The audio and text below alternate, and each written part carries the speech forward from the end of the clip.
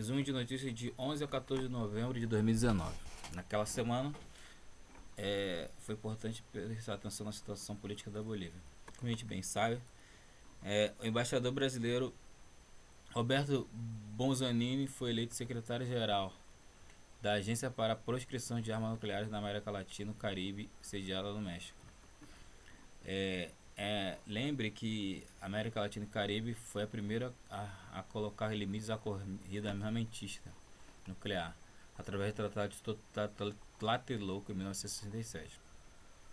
Propiciou o estabelecimento da primeira zona de livre de armas nucleares em região densamente povoada. Todos os 33 estados da América Latina e do Caribe são parte desse Tratado de Tlatelolco e membro do Organismo para a Proscrição de Armas Nucleares da América Latina e do Caribe, OPANAL. 8 de novembro de 2019, o ministro de Relações Exteriores, Ernesto Araújo, justificou o voto do Brasil na ONU a favor do embargo dos Estados Unidos a Cuba e disse que, apesar dele, o país continua rejeitando medidas unilaterais. Na quinta-feira, dia 7, pela primeira vez em 27 anos, o Brasil cedeu às pressões dos Estados Unidos e votou contra a resolução anual da ONU que condena o bloqueio econômico americano a Cuba. Então, olha, o Brasil votou contra Cuba.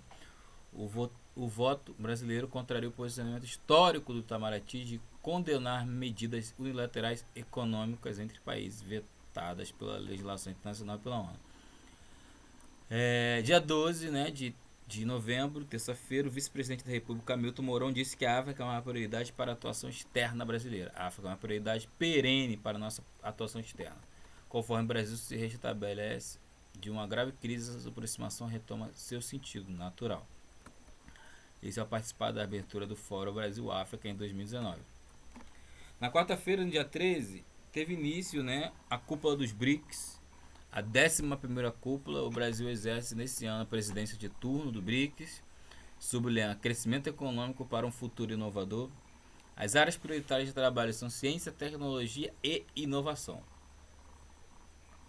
Economia digital, aproximação entre o Conselho Empresarial do BRICS e o novo Banco de Desenvolvimento. Saúde e combate à corrupção e ao terrorismo. A coordenação entre Brasil, Rússia, Índia e China iniciou-se de maneira informal em 2006, com a reunião de trabalho à margem da abertura da Assembleia Geral das Nações Unidas. Desde 2009, os chefes de Estado e governo dos BRICS se encontram anualmente. A África do Sul juntou-se ao grupo em 2011, na terceira cúpula dos BRICS em Sânia. Ao longo dos anos, BRICS tem se formado como coalizão diplomática capaz de fornecer contribuições originais ao esforço de desenvolvimento de seus países membros, bem como de outros países em desenvolvimento. Resultados concretos alcançados pelo grupo incluem a concertação em torno da reforma das instituições de Bretton Woods e a criação do novo Banco de Desenvolvimento do Acordo Contingente de Reserva. Na quarta-feira, no dia 13, o presidente do novo Banco de Desenvolvimento, o Banco do BRICS, Kondapurva Mankamá, disse que as oportunidades de investimento do Brasil são promissoras. Kamat citou investimento em projetos relacionados a programas de parceria de investimento e às privatizações durante a abertura do novo Banco de Desenvolvimento e o Brasil. Parceria estratégica para o desenvolvimento sustentável em Brasília. América Latina e Caribe. Na quinta-feira, dia 7, o ministro da Justiça e Segurança Pública dos países do Mercado Comum do Sul, Mercosul, assinaram em Foz do Iguaçu, Paraná, proposta de acordo que permite a continuação de perseguições policiais em território estrangeiro.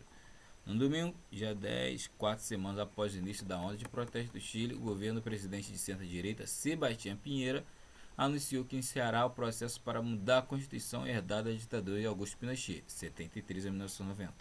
A carta atual, vigente desde 1980, é apontada como origem da desigualdade por especialistas e manifestantes. Desde que foi escrita e promulgada, a Constituição teve mais de 200 modificações em 40 artigos. Mas críticos dizem que a ela falta legitimidade. Na segunda-feira, no dia 11 de novembro, após a renúncia de Evo Morales após pressões das Forças Armadas Bolivianas, a OEA pediu urgência aos legisladores da Bolívia para que nomeiem novas autoridades para renovar o Tribunal Supremo Eleitoral e garantir novas eleições. Além de Evo Morales, também renunciaram o vice-presidente Álvaro Garcia Lineira, o presidente da Câmara, Víctor Borda, e o presidente do Senado, Adriana Salvatierra. Assim, a Bolívia caiu no vácuo de poder e a sucessão presidencial está no limbo. Ainda na segunda-feira, no dia 11, o governo da Colômbia pediu a realização de uma reunião de emergência do Conselho Permanente da OEA, devido à situação de caos institucional da Bolívia. Na terça-feira, a OEA se dividiu entre os países, que, liderado pelos Estados Unidos, pede para que a página seja virada na crise da Bolívia e os que reivindicam uma condenação contundente que chamam de golpe de Estado, que forçou a renúncia de Evo Morales. O Brasil se aliou aos Estados Unidos, rejeitando a tese que estaria em curso um golpe contra Evo Morales e formando um grupo de 15 nações. Os 34 membros ativos da OEA e apoiaram uma declaração pedindo a convocação de eleições na Bolívia o mais rápido possível. Enquanto isso, México, Uruguai e Nicarágua alertaram para o perigoso precedente aberto por um golpe de Estado contra Morales. União Europeia. No sábado, no dia 9, a Ucrânia e os separatistas pró-russos começaram a retirar suas tropas de um setor-chave da linha de frente no leste do país. Passo prévio a uma cúpula internacional destinada a relançar o processo de paz. A retirada deste sábado é a última condição prévia para organizar a cúpula quadripartista, explicou nessa semana o chanceler ucraniano Vadim Pristaiko. Na cúpula iriam participar representantes da Ucrânia e da Rússia com mediação da França e da Alemanha.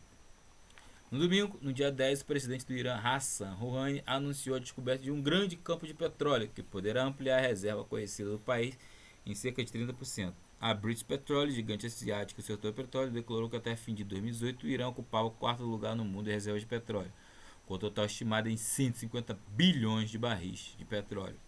Se a dimensão da nova reserva de petróleo vier a ser comprovada, o volume levaria a posição do país para logo depois da Venezuela e Arábia Saudita.